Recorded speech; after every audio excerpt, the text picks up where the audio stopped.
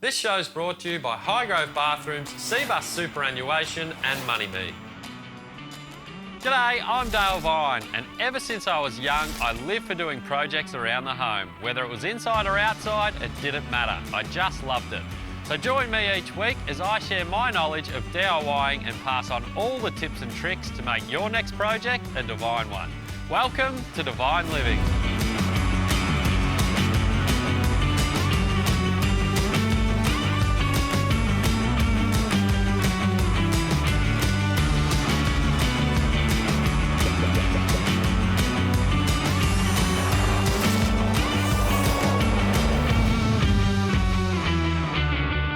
Throughout this series, we've teamed up with Highgrove Bathrooms and Seabus Super and delivered 7 amazing bathrooms. Well, the feedback from you, the audience, has been outstanding. So much so, I've got one more bathroom to show you. So, let's go check it out.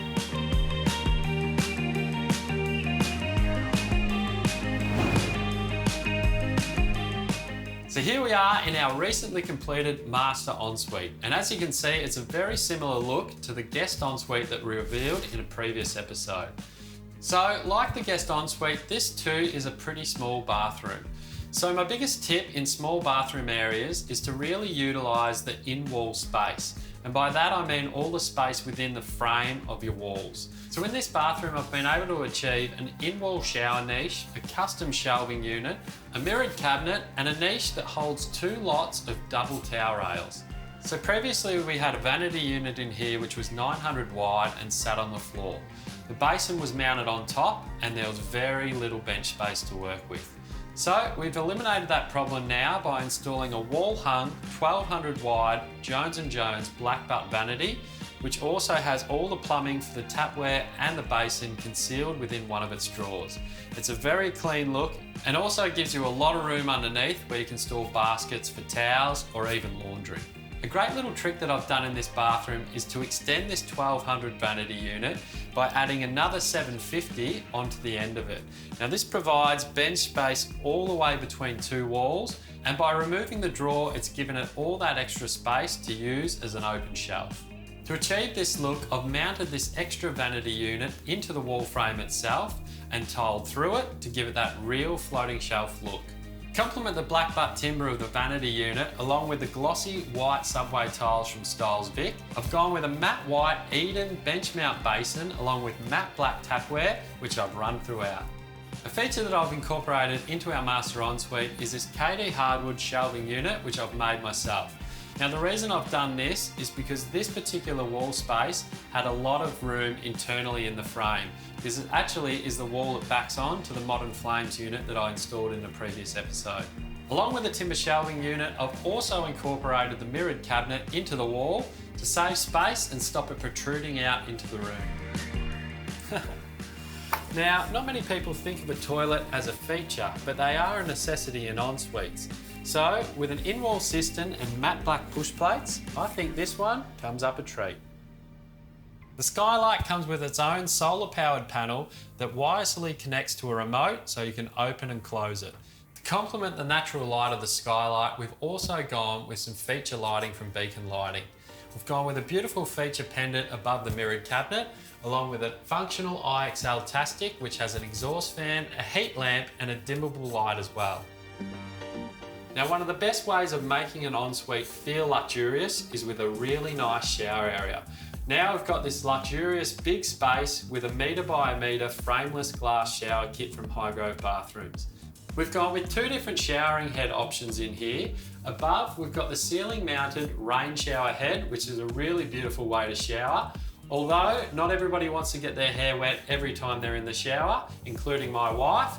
So that's why we've gone with the wall-mounted adjustable handheld shower. Again in the matte black, and they're easily diverted between the 2 shower heads with this stylish mixer which has the diverter button. Now we had the room in this master ensuite shower to put in a really large niche, which was quite generous. So the way we did that was by using 2 of these prefabbed foam niches from Highgrove, and we simply cut one arm off and joined the 2 of them together and taped them up. A really easy way of creating a beautiful niche. Now the only way to complement all these beautiful matte black high grove fittings is with a beautiful tile.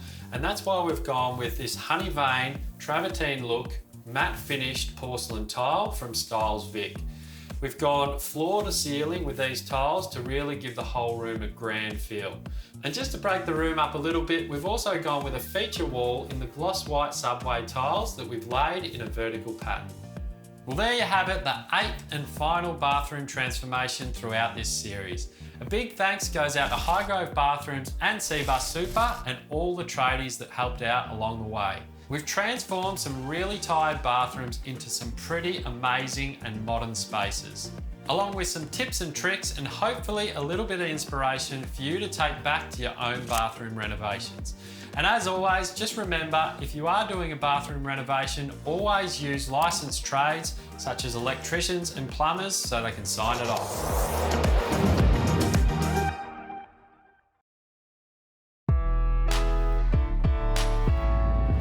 Welcome back from the break.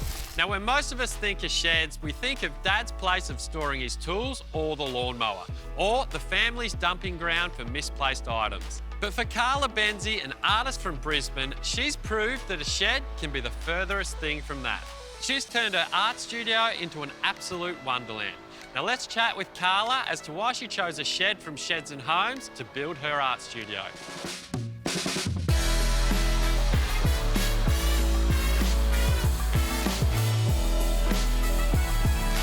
G'day Carla and welcome to the show. Now obviously for COVID reasons, I'm stuck down here in Victoria whilst you're up there in sunny Queensland. But Carla, I've heard you've got one of the most spectacular sheds in Australia. So please tell me how the idea of such an amazing art studio first came about. So I used to have a gallery and studio in Camp Hill near Brisbane, and when our lease no longer got renewed, we had to find somewhere else to go. So we decided to just do our own thing and build a shed on our property.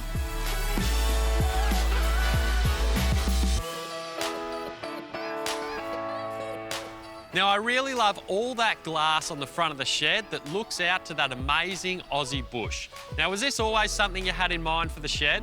Well, actually, we started building it ourselves out of a shipping container, and it was similar, lots of glass, but we were just having a lot of trouble with paperwork and council approval. So that's when we approached Sheds and Homes to give us a hand, and yeah, they designed something really awesome for us.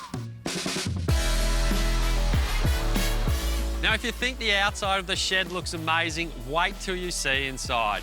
Now, talk to us a little bit, Carla, about what your inspiration was for the interior. I like cool stuff. I like things very different, and I like to do things the way that I like to do them. So I just collected a little inspiration board, and I had a lot of help getting that done and collected a lot of recycled items, and we did it ourselves and put lots of plants in, so still going.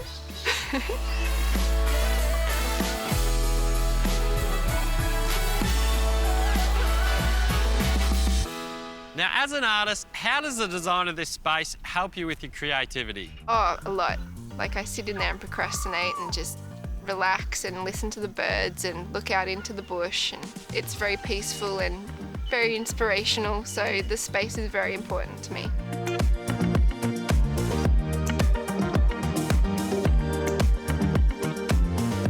Now obviously this is no ordinary garden shed that you've built here. It's incredibly unique and special.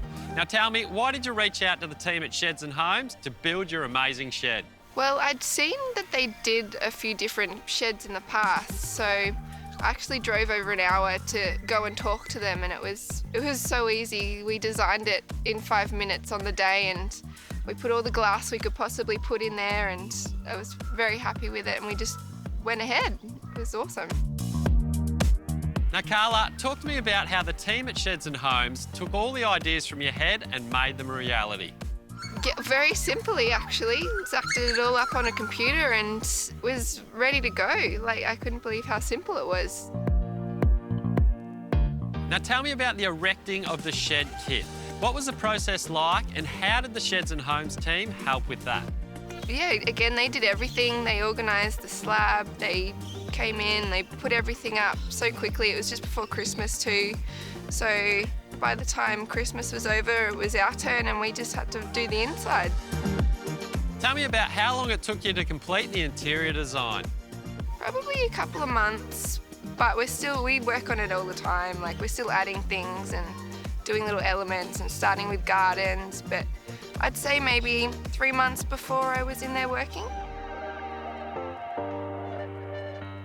Have you got any advice for anyone with a unique shed design that wants to make that into a reality? Yeah, let your imagination run wild. Collect all the images and references you want and contact your local Sheds and Homes dealer because they'll give you a lot of help.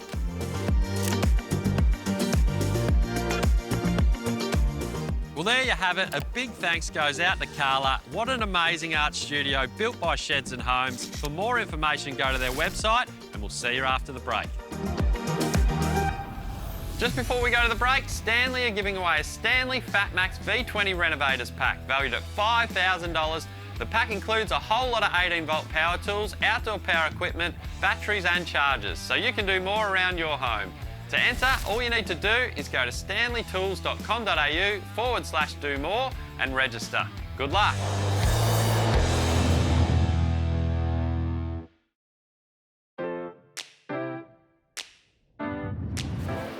One of the best things about Australian living is our outdoor entertainment areas. And whether it's relaxing around the pool, having a barbecue or entertaining friends, over a 4-part series, I'm going to show you how to build the perfect Australian decking. Okay, let's go. So last week, Kieran and I came in and we stripped off all the old decking boards. We've actually built a new frame over the top of the pre-existing one, just so we could raise the level of the decking to match the level of the floors inside. We've put the Trex Protect down on top of all the joists. We've just got the stairs to go. So come on, let's do it.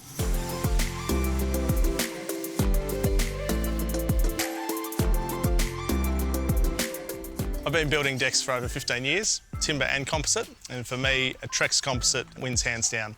It's low maintenance, comes with a 25-year warranty, and building this for my in-laws, Kathy and Peter, it means that they won't have to maintain the deck for the rest of their lives. No sanding, no oiling, it's perfect. So one of the great features about the Trex decking is this hideaway fastener that they've developed. So this pretty much sits in the groove that comes in the edge of both sides of the board, and then you can screw it down into your joist and it eliminates the need for these 5mm packers. So a really easy system, simply get one, put in the groove and screw it in. And your basing's done.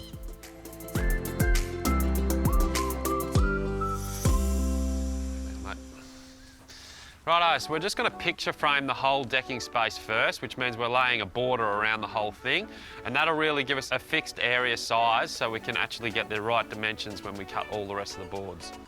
Another handy tip when you are decking is to always cut off the ends. I always take about 10 to 20mm off, just to make sure that you take off the factory cut. They're not always square, and this will leave you with a nice, even finish. Okay, so we've finished a fair section of the decking here, and we're up to the point where our line from the edge of the deck runs through as a breaker board. Kieran's about to cut that. Kieran, what's the importance, especially in composite decking, of having a breaker board? Yeah, so with composite boards, they will expand and contract as the weather changes.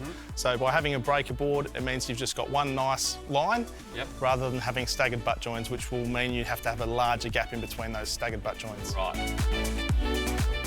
Now, I've laid a lot of decks over my time, but I still am pretty new to composite decking. But over the length of this project, I've got to tell you, I am impressed. The Trex product is a premium deck. The colour patterns are really realistic, and so are the grain patterns that go within each board. As you can see from the section we've laid behind me, it's a really great looking deck. It's hard wearing, it's got a 25-year warranty, and other than a little pressure wash every now and then, low maintenance.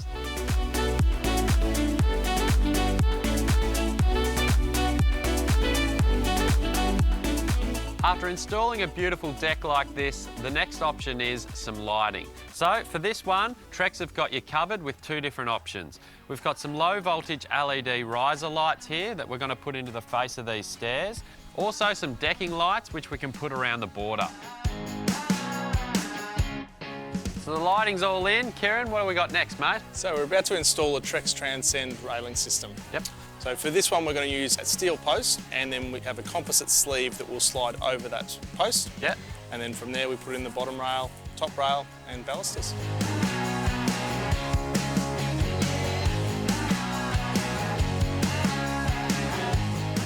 So the railing's all done now and looking fantastic. The last job to complete this Great Australian Decking project is to put these fascias on. Now for the top one, we're just going to run a horizontal board to match in with that behind me at the top of the stair treads, and then we're going to drop the rest down vertically. It's a pretty important step because once you've got a nice decking area, you don't want to see all the gunk underneath. Well, there you go, a beautifully completed family deck. From what was once an old rotten wooden timber deck to a beautiful composite deck that's going to last this family a lifetime. It's been an absolute pleasure bringing this series to you on how to build your Great Australian Deck. It's been a pleasure working with Kieran from Norrick Constructions and of course the crew from Trex. Well, there you have it guys, the Great Australian Deck complete.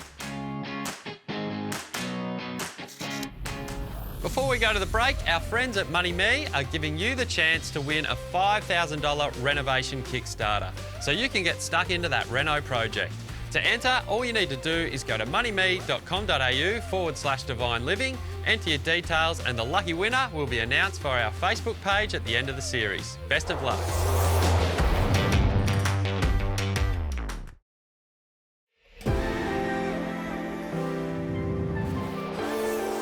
Well, what a great first season we've had here on DVine Living. I've been lucky enough to work with a lot of great brands, one of those being an Alto, which you'll remember I installed a gas cooktop, a range hood and a double oven in my own kitchen. But it's not over yet. They've thrown me a keganator to put in my man cave, which I'm super excited about. So while I hook that up, you have a look at this. Over the course of this series, I've been renovating my kitchen, which they say is the heart of the home. So that's why I'm here at the showroom at Burnley in Melbourne. Let's go check out the range.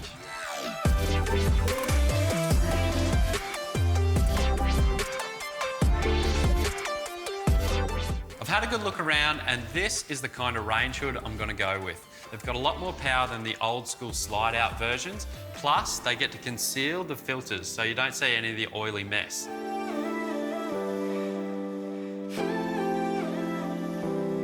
So I've had a really good look around and this is the oven that I really love. It's the Alto double oven and it comes with 13 different cooking functions. Perfect for everybody and will feed the whole tribe.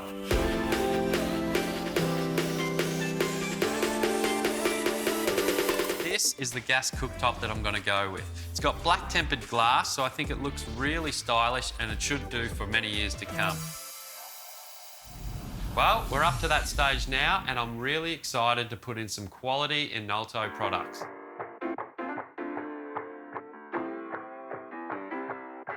So I've gone with a 90cm undermount range hood. Now this range hood has a couple of great features that our old slide out model doesn't have. They've also got a lot more power than the slide out models, plus all the ugly filters that were underneath are all concealed internally. So it's easy to wipe clean and looks $1 million. Just disconnected all the hosing and I'm about to unplug the power and then I'll be able to take the old cooktop out.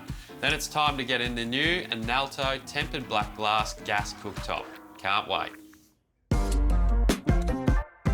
With 3 kids as a family of 5, our old single oven simply doesn't have enough cooking room for our dinners and for our guests. So we're going to take it out and put the microwave up into the top section and then we're going to put in an Alto 60cm double oven. And this will really give us enough space to cook all those meals for our family and when entertaining. So the oven's all in and secured to the wall. So let's test it out. Hey, it's Dallas Vine. Welcome to DVine Dishes. Today, we're gonna make a classic Aussie roast. Lamb roast with spuds, pumpkins, rosemary. Boy, do I have a special for you today. It's the bush favourite. It's an Aussie favourite called Toad in the Hole. But when I was over in French learning my culinary skills, they call it La Toad in the Hole. All right, now, this one is called a prawn gyoza. Gyoza. Gyoza. Hang on one sec, that doesn't sound right. Gyozas! Now we're cooking with gas. There's going to be a lot of steam coming from these babies. So I'm going to want to put on my undermount exhaust. There we go. Ooh, listen to the power. All right, bit of light to the situation. Whoa, there's more light there than the LED bar on my bull bar. This baby's got 13 different cooking settings. Unlucky for some, but not for us.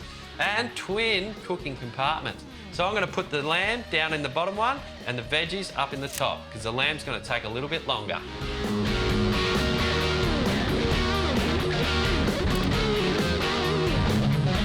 These are ready to flip. Wow. That's the Frosby flip. That's a style I picked up over in French when I was studying over there. That's also where I came up with this worldwide phenomenon haircut, which a lot of people now call the mullet, but I call it the moulet. Anyway, this toughened glass is going to clean up beautifully once I've finished, and being made in Italy, it's right next door to French.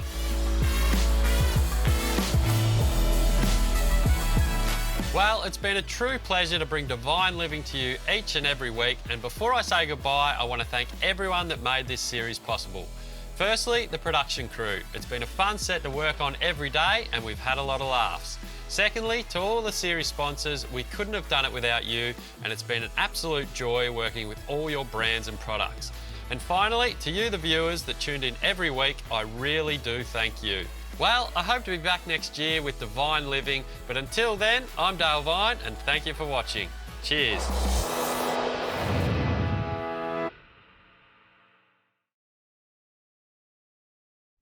Now, as an artist, how does the design? Now, as an artist, how does the design? I can't say it. How does the design? Now, as an artist, how does the design? Does the design? Now, as an artist, how does the design? The mirrors make little areas feel lots bigger. So, in this little area, I've used lots bigger, much bigger, heaps bigger.